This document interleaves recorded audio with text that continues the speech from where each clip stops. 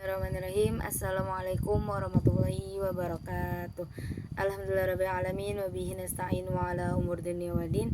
Wassalatu wassalamu ala asrafil anbiya wa mursalin wa ala alihi wa sahbihi ajma'in, amma ba'du.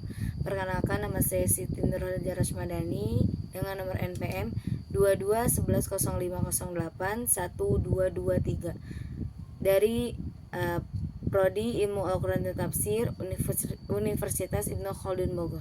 Sini saya ingin memenuhi ujian tengah semester mata kuliah Tafsir Tahlili yang diampu oleh Ustadz Mukhrizidki MA. Sini saya ingin menjelaskan tentang tafsir Quran surat Al-Fat ayat 18 sampai 20 yang bertemakan keikhlasan mendatangkan keriduan. A'udzu billahi minasyaitonir rajim. Bismillahirrahmanirrahim.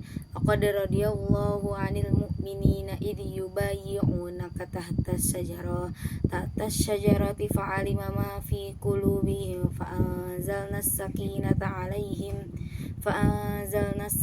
'alaihim wa athabahum fathan qariba wa maghanima katsiratan yakhudunaha wa kana Allahu 'azizan hakima. Wa'adakumullahu maghanima katsiratan takhudunaha fa'ajjala lakum hadhihi wa kaffa aydiyan nasi ankum walitakuna ayatil lil mu'minina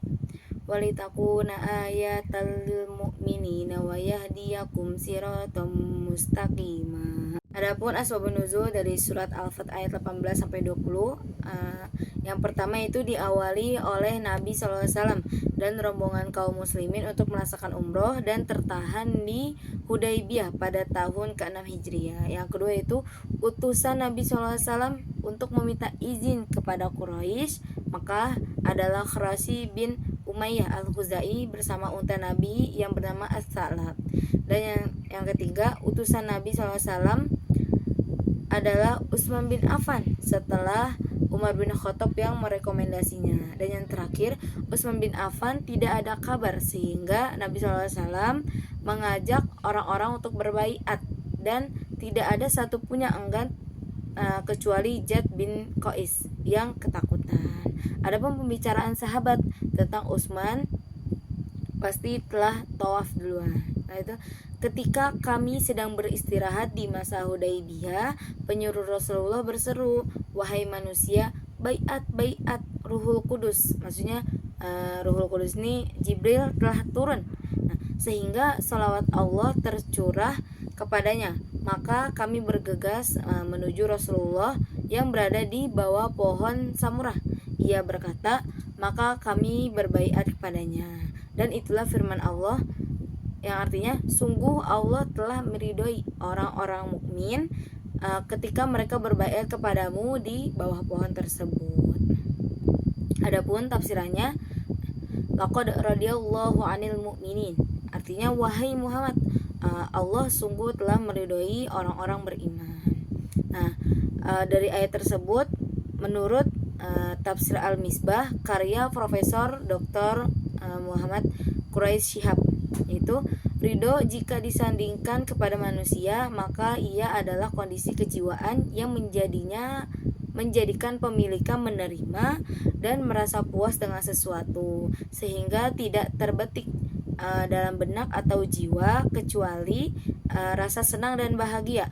Ridho Allah adalah merupakan limpahan karunia yang melebihi karunia surga. Selanjutnya, idh yubayyi'unaka tahtas syajarah, artinya ketika mereka berbaiat kepadamu di bawah pohon. Maksudnya baiat para sahabat Rasulullah kepada Rasulullah di Hudaybiyah. Maksudnya baiat itu baiat untuk membelakangi atau kabur. Yang kedua karena mengira Utsman telah terbunuh. Yang ketiga dinamakan baiat Ar-Ridwan karena ayat ini. Yang terakhir jumlah yang berbaiat ada 1.400 sahabat. Ayat selanjutnya, fa'alima ma fi qulubihim, artinya Tuhanmu wahai Muhammad mengetahui apa yang ada di dalam hati mereka. Maksudnya pertama itu yaitu orang mukmin dari kalangan sahabat yang berbaiat di bawah pohon. Yang kedua, berupa kejujuran niat, kesetiaan terhadap apa yang mereka baiat kepadamu, dan kesabaran bersama dirimu. Ayat selanjutnya, fa'anzalna sakinata alaihim, artinya maka dia menurunkan ketenangan dan keteguhan atas mereka terhadap agama mereka dan pandangan yang baik untuk mereka terhadap kebenaran yang telah Allah tunjukkan kepada mereka. Nah, adapun as-sakinahnya yang pertama, kebaikan yang banyak diperoleh setelah perjanjian Hudaybiyah serta kedudukan yang tinggi di dunia dan di akhirat. Yang kedua, perjanjian Hudaybiyah yang terlihat banyak merugikan kaum muslimin membuat mereka gundah dan sedih. Allah Maha Tahu sehingga diturunkanlah ketenangan. Ayat selanjutnya, wa asabahum fathan qariba, artinya dan dia membalas mereka di dunia ini dengan kemenangan yang dekat, yaitu penakluk Khaibar.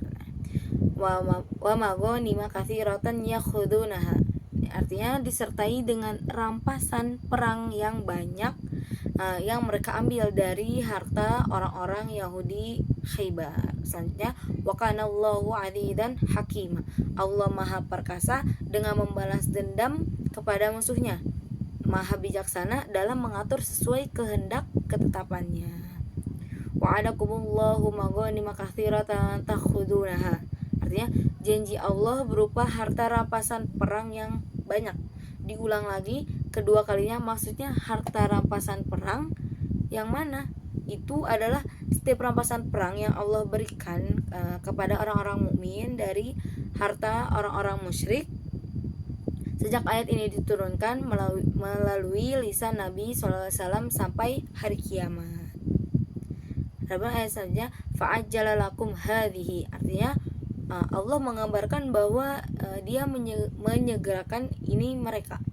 Apa yang disegerakan berbeda dari apa yang tidak disegerakan. Maksudnya penaklukan Khaibar adalah yang disegerakan bagi mereka karena itulah rampasan perang yang mereka peroleh paling dekat setelah baiat Ridwan. Yang kedua, perjanjian Hudaybiyah adalah yang disegerakan menurut Al-Aufi.